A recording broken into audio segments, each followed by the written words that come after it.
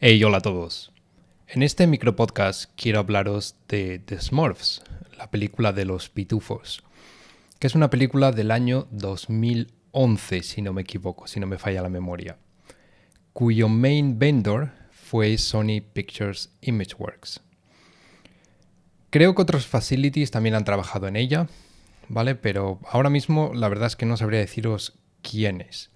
Sí que sé que en la secuela, que fue unos años después, trabajaron bastantes más vendors. Y de la secuela, de hecho, se pueden encontrar varios vídeos en YouTube sobre el making of, behind the scenes, etc. De la primera parte, que es de la que quiero hablar hoy, desafortunadamente no se puede encontrar mucha información. Yo recuerdo por aquella época de leer algunos artículos, no recuerdo ahora mismo si en CineFX o en Hollywood Reporter o Variety, en alguna de estas. Recuerdo leer alguna información, pero lamentablemente hoy en día no se puede encontrar mucho, así que voy a hablar un poco de memoria.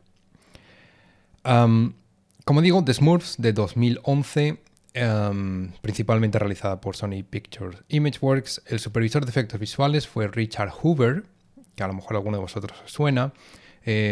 Es un hombre que estuvo en Sony Pictures Imageworks prácticamente toda su carrera. Creo que había trabajado también en... No recuerdo cómo se llama el estudio ahora, el estudio este que hizo la serie aquella de Dream Quest. Que fue un estudio de efectos visuales que se formó, si no me equivoco, específicamente para trabajar en esa serie. Creo que trabajó ahí durante algún tiempo también, pero principalmente hizo toda su carrera en SPI, o Sony Pictures Imageworks. Y creo que después de supervisar The Smurfs, supervisó The Smurfs 2, creo que supervisó alguna otra más y después ya se fue a Framestore, donde se unió a Framestore como VFX Supervisor también, y entre otras películas. Creo que la primera que supervisó en Framestore fue La Bella y la Bestia, si no me equivoco. Puede que haya supervisado alguna anteriormente. Pero también supervisó Dumbo y también supervisó Blade Runner 2049, por la que ganaría el Oscar a los mejores efectos visuales, donde yo estuve trabajando en preproducción. Bueno, la razón por la que quiero hablar hoy de The Smurfs, de los pitufos, es para comentar el uso de una tecnología barra técnica que creo que fue utilizada por primera vez en esta película y casi que también la última vez que se utilizó. Al menos de la forma en la que lo voy a comentar hoy. Estoy hablando de una técnica de captura de datos en set de rodaje relacionada principalmente con información de iluminación.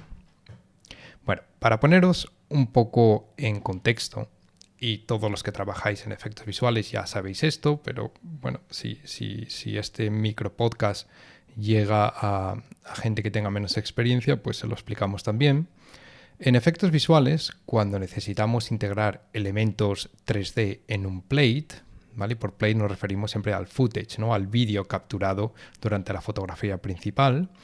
Como digo, cuando tenemos que integrar elementos 3D en footage, que normalmente es lo que ocurre en todas las películas de efectos visuales, generalmente utilizamos imágenes HDRI equirrectangulares.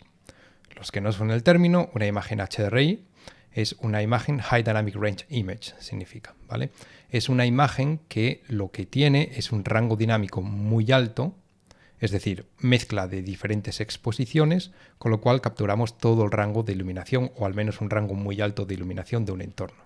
Estas imágenes además son equirrectangulares, es decir, son 360 grados, con lo cual capturamos todo el set.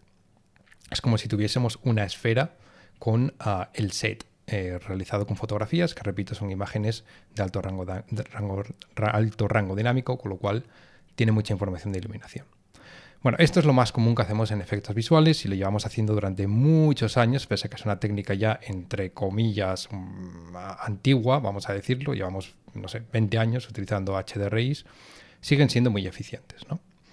Lo bueno de este tipo de imágenes HDRI rectangulares es que son muy rápidas de capturar en el set. Apenas se requieren 30 segundos para capturarlo. Y eso es ideal desde un punto de vista de efectos visuales, porque los sets hay que ser lo más rápido posible para no entorpecer el rodaje, ¿no? Un rodaje es muy caro y cuando vas pausando un rodaje se vuelve más caro todavía porque empiezan las horas extras, hay que pagarlas a un mejor rate, etcétera, con lo cual desde el punto de vista de efectos visuales tenemos que ser lo más rápidos y más eficientes posibles. Y estos HDRIs tenemos que capturarlos siempre que hay un cambio de setup en la iluminación en un set. Así que tenemos que hacerlo muchas veces en cada jornada de rodaje.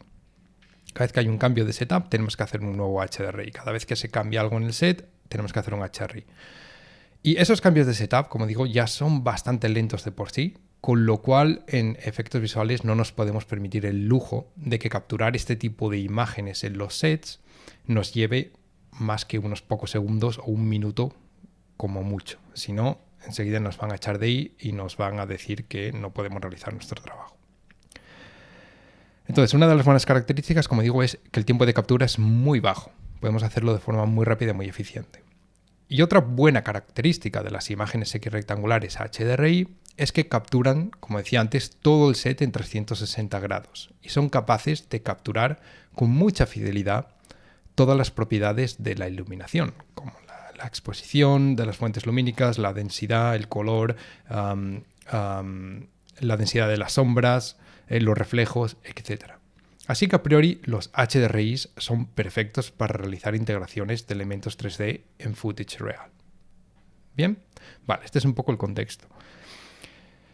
¿Cuál es el problema de los HDRIs? Los HDRIs tienen principalmente un problema, y es que no tienen sensación de espacio. Es decir, un HDRI cuando lo utilizamos en un software 3D, lo mapeamos generalmente a una luz de tipo domo, ¿no? A un dome light, una luz esférica. Estas luces son, como digo, son una esfera que lo que hacen es lanzar rayos en 360 grados. Pero como decía, no tienen sentido de espacio. Es decir, si ponemos un personaje dentro de una de estas luces esféricas, el personaje no va a ser iluminado con mayor intensidad si está cerca de una fuente lumínica, porque esa esfera de luz ilumina de forma global, no tiene sentido de espacio. Esto no es un problema, por ejemplo, en exteriores, ya que las principales fuentes lumínicas cuando estamos en un exterior son el sol y el cielo. Y la distancia de estas fuentes lumínicas, del sol y el cielo, con respecto a un sujeto, esas distancias son tan grandes que realmente no afecta a dónde coloquemos el personaje o cualquier elemento 3D. Es decir, si el personaje está a 10 metros más cerca o más lejos del sol, que está a miles de kilómetros del sujeto, no se aprecia la diferencia, ¿no? Esto solo tienes que verlo en el mundo real. Si estás en mitad de un descampado, da igual donde te coloques, vas a estar exactamente igual iluminado. Da igual que estés 1 kilómetro más adelante, 1 kilómetro más hacia atrás. Bueno, claro, siempre y cuando no estés cubierto por una sombra, un edificio, un árbol o lo que sea, ¿no? Si estás en mitad del desierto y hay un sol a las 12 del mediodía, da igual donde estés colocado en ese desierto, vas a estar iluminado exactamente igual. Todos los HDRIs, aunque tengan este problema de que no tienen sensación de espacio, no es un problema en exteriores. El problema es cuando hablamos de interiores. Si tenemos, por ejemplo, una habitación donde hay una luz en el techo, una lámpara en el techo, un fluorescente o lo que sea, una bombilla en el techo, el personaje debería de estar más iluminado cuanto más cerca está del techo, ¿verdad? Es decir, si nos subimos en una silla y tenemos una bombilla a 3 centímetros de nuestra cabeza, tendremos que estar más iluminados que si estuviésemos, por ejemplo, tirados en el suelo. O, por ejemplo, imaginaos que estamos en una habitación donde hay una ventana muy grande por la que entra mucha cantidad de luz. Si tenemos un personaje que va caminando desde la pared opuesta a donde está la ventana, debería de estar poco iluminado y gradualmente, según se va acercando a la ventana, debería de estar más iluminado. Y al revés, ¿no? Cuando camina desde la ventana hacia la pared opuesta, debería empezar a perder ese efecto de estar más iluminado para convertirse en un estado más de penumbra. ¿Sí? Bueno, este es el problema entonces de los HDRIs, que no tenemos esa sensación de espacio. ¿Cuál es la solución? Bueno, la solución es sencilla, pero al mismo tiempo es muy laboriosa. Es decir, requiere mucho más tiempo de captura y también requiere mucho más tiempo de procesado de todo el material. Y consecuentemente, pues también requiere un pipeline de iluminación diferente, más complejo y lleva más tiempo construir cada uno de los planos. Consecuentemente, cada uno de esos planos va a ser más caro de realizar. La técnica para lograr esto está más o menos también estandarizada, con obviamente diferentes variaciones en función del estudio, en función del supervisor, en función del artista que se encargue de todo esto, pero más o menos está estandarizado. ¿En qué consiste esta técnica? Bueno, consiste en capturar los mismos HDRIs X rectangulares de los que hablamos anteriormente, 360 grados, pero normalmente vamos a requerir realizarlos desde diferentes puntos del set. Imaginaos que tenemos una habitación, yo que sé, de 20 por 20 metros, una habitación grande. Si solo capturamos un HDRI, los HDRI al ser 360 grados obviamente tienen ciertas distorsiones, donde empezamos a tener problemas de aberración cromática, problemas de distorsión en general, de resolución también. Sobre todo en la parte de arriba y la parte de abajo, donde las distorsiones son más grandes. Así que lo que normalmente hacemos es capturar HDRIs 360, pero desde diferentes puntos del set. Como decía antes, si tenemos una habitación de 20 por 20 metros, pues a lo mejor requiere capturarlo desde 5 puntos diferentes para reducir esos problemas de distorsiones, porque en una fotografía tendremos distorsiones, pero en otra cubriremos esas distorsiones que teníamos en la fotografía anterior, y así con cada una de ellas. En ocasiones también necesitamos capturar no solamente HDRIs X rectangulares, pero también HDRIs rectilinear, es decir, fotografías convencionales, no fotografías HDRIs, fotografías convencionales, pero también en alto rango dinámico, es decir, con las mismas exposiciones que estamos utilizando en los HDRIs X rectangulares. Lo que ocurre es que capturar este tipo de HDRIs es mucho más lento, porque obviamente con fotografías tradicionales, lo bueno es que no tenemos problemas de distorsión y de aberración cromática, pero capturamos mucho menos espacio físico, porque no estamos utilizando una lente ojo de pez, con lo cual nos va a llevar mucho más tiempo capturar todo esto. Y encima de todo eso, encima de los HDRIs, tanto X rectangulares como rectilinear, también vamos a tener que hacer un escaneado LiDAR del set para poder capturar toda la geometría. Una vez tenemos todo el material procesado, es decir, tenemos los HDRIs X rectangulares, los HDRIs rectilinear y el LiDAR, pasaríamos ya al pipeline 3D, ¿no? Donde tendríamos que remodelar el set en función del LiDAR, ya que la geometría del LiDAR realmente no se puede utilizar de forma correcta. Tendríamos que remodelarla, tendríamos que crear UV mapping de alta calidad para poder tener buena resolución de textura, y lo que haríamos sería proyectar todo el material HDRI en esa geometría que viene del LiDAR.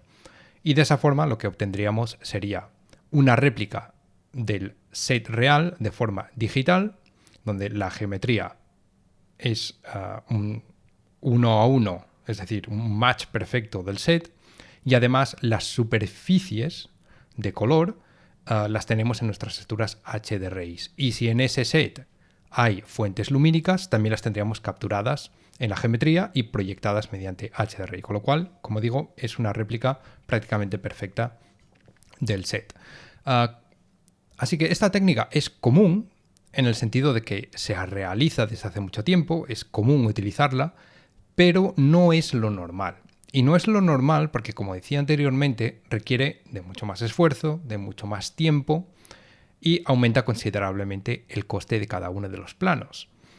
Así que aquí obviamente tenemos que llegar a un acuerdo con el cliente. Si el cliente está dispuesto a pagar por ese coste extra, el estudio de efectos visuales pues seguramente decida utilizar esta técnica. Si el cliente opina que este coste añadido no merece la pena pagar por él, pues lo que tenemos que hacer son buscar soluciones alternativas, ¿no? Las soluciones alternativas generalmente se basan en capturar HDRIs X rectangulares, como hablábamos anteriormente, y luego en efectos visuales, en el pipeline de efectos visuales, pues simplemente crear una aproximación del set, generalmente basada en el match moving, en witness cams, etc., y extraer las luces HDRIs de los mapas X rectangulares, mapearlas a luces CG, a quad lights, por ejemplo, en el software 3D que utilices para lighting, y de esa forma sí que puedes, en ese set más o menos improvisado que has hecho a través del match moving o otras técnicas, ir colocando esas luces CG con el mapeado HDRI de los mapas X rectangulares, colocarlas en un espacio físico dentro de ese set, ¿no? Esa es la forma, digamos, más común de hacer todo este tipo de trabajo. Y yo diría que es la técnica más común, la más aplicada para la mayoría de las producciones de efectos visuales en planos interiores. Yo trabajé, por ejemplo, en la primera película de Ant-Man, que tiene muchas similitudes con la película de los pitufos, ¿no? Y que también son personajes diminutos que tienen que interactuar mucho con el set real, etc. Y utilizamos una combinación de las dos técnicas estas que he descrito previamente. Bien, entonces llegamos a los Smurfs, ¿no? A la película de los pitufos. ¿Qué se utilizó en la película de los pitufos? Porque la particularidad de esta película es que, claro, el problema es que tienes a los personajes, a los pitufos, que son personajes diminutos, no sé cuánto miden, vamos a suponer 5 centímetros, y tienen que interactuar con el set. Con lo cual aquí es muy importante tener una réplica al 100% del set, tanto a nivel de geometría como a nivel de texturas. ¿Por qué? Porque, claro, estos personajes están muy cerca de las superficies, ¿no? Entonces, cuando estás muy cerca de las superficies, es muy importante a nivel de occlusion, es muy importante a nivel de sombras, es muy importante a nivel de reflejos, y es muy importante también para rebotes de iluminación, ¿no? Si tienes, por ejemplo, un pitufo en un suelo rojo, la iluminación de rebote va a influir mucho en ese personaje porque está muy cerca de la superficie, porque solo mide 5 centímetros. Es diferente a si tienes una persona adulta, no sé, de 1,80 m, pues esa iluminación de rebote no le va a afectar a la cara de esa persona, le afectará un poco a los zapatos. Pero si tienes un pitufo que son solamente 5 centímetros, esa información de rebote tiene que estar presente en ese personaje para que la integración sea buena con el footage. Entonces aquí es muy importante tener la geometría de forma muy precisa, pero también todas las texturas. Ese es el principal, digamos, challenge, ¿no? El principal reto en esta producción, y también lo fue en Ant-Man, como comentaba anteriormente. Al mismo tiempo, también necesitas esa réplica perfecta del set, porque algunos elementos vas a tener que reemplazarlos por elementos 3D. Imagínate, por ejemplo, que tienes a un pitufo que está en una cocina y tiene detrás, no sé, una lata de conservas o o una cuchara sopera o algo así. Pues obviamente ese pitufo tendría que reflejarse en ese elemento que está en el set, con lo cual habría que reemplazarlo por un elemento 3D para que esas reflexiones estén ahí presentes. ¿De acuerdo? Entonces es muy importante en este caso que la geometría del set y las texturas estén perfectas. ¿Qué utilizaron en esta película, en Los Pitufos? Bueno, utilizaron una cámara que ya no se comercializa, tristemente, que se llama Desferon. Algunos a lo mejor os suena. Creo que hace muchos años ya escribí algo al respecto en mi blog. Entonces, esta era una cámara que lamentablemente era muy cara, mucho más que los típicos rigs de efectos visuales que utilizamos para capturar HDRIs, incluso para capturar LiDARs, y seguramente por eso tampoco tuvo demasiada presencia en la industria de los efectos visuales.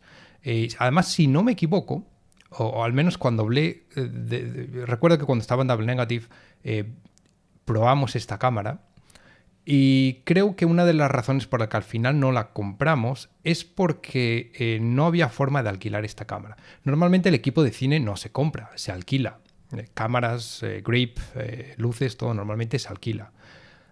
Y creo que no había ningún rental company, ninguna empresa de estas de alquiler de material de cine que alquilase esta cámara. Entonces tenías que comprarla. Y era una inversión bastante alta. Y con lo cual, claro, alguien tiene que pagar por todo esto. Como decía antes, si vamos a incrementar el precio de los planos por X porcentaje por utilizar esta técnica, obviamente el cliente tiene que pagar por ello. Y si la producción no cubre estos gastos, pues obviamente los estudios de efectos visuales no van a utilizar estas herramientas simplemente porque sea una gran herramienta o porque sea la mejor herramienta, ¿no? Tiene obviamente que venir con un beneficio. Lo que hacía diferente esta cámara era que era una cámara capaz de fotografiar en full 32 bits, además de forma esférica. Es decir, nos permitía capturar HDRIs equirrectangulares de la misma forma que lo hacemos con los rigs tradicionales. Pero al mismo tiempo venía con un escáner láser incorporado que permitía escanear el set al mismo tiempo que se capturaban los HDRIs. Así que en muy poco tiempo, creo que entre 6 y 8 minutos, una cosa así, tardaba, eras capaz de escanear todo el entorno a nivel de geometría y capturar todos los HDRIs. Además era todo de forma automatizada y era una cámara que no requería espacio físico en el set, porque era una cámara muy ligera que iba montada sobre un trípode convencional, con lo cual no requerías de grip, no requerías de setup, no requerías de alimentación externa de electricidad ni nada por el estilo. Con lo cual era muy cómoda de utilizar.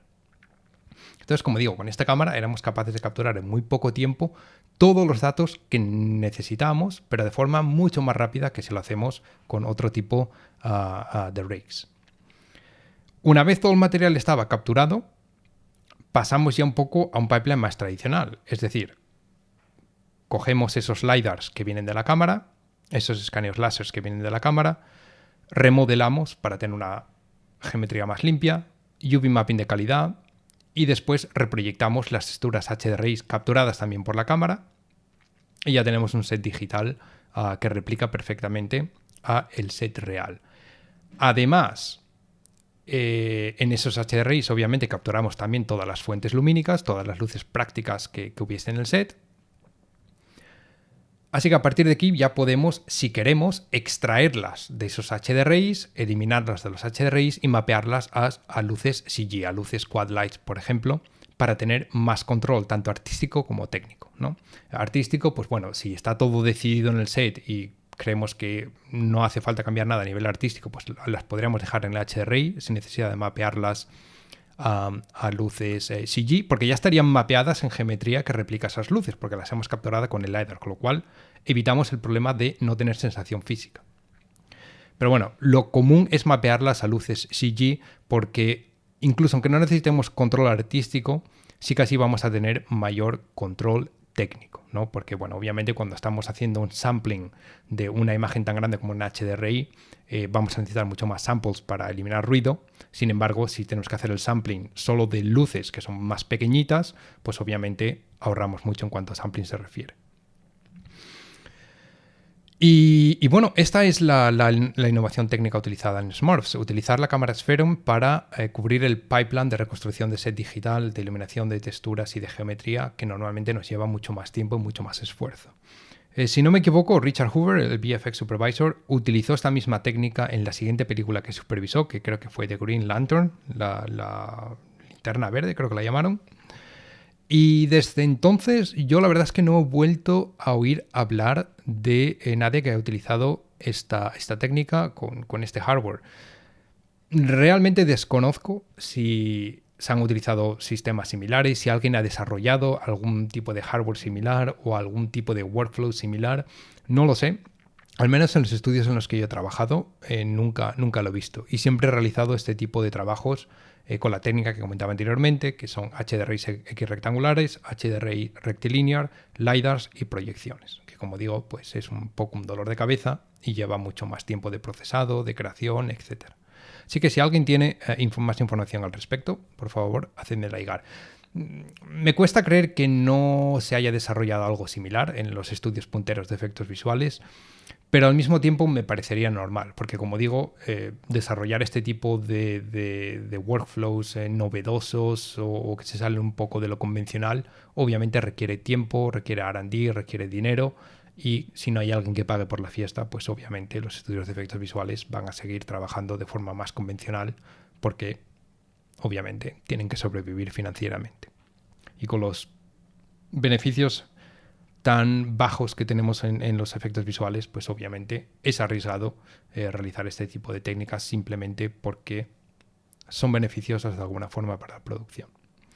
Bueno, pues hasta aquí el micropodcast de hoy y nos vemos en el próximo. Hasta luego.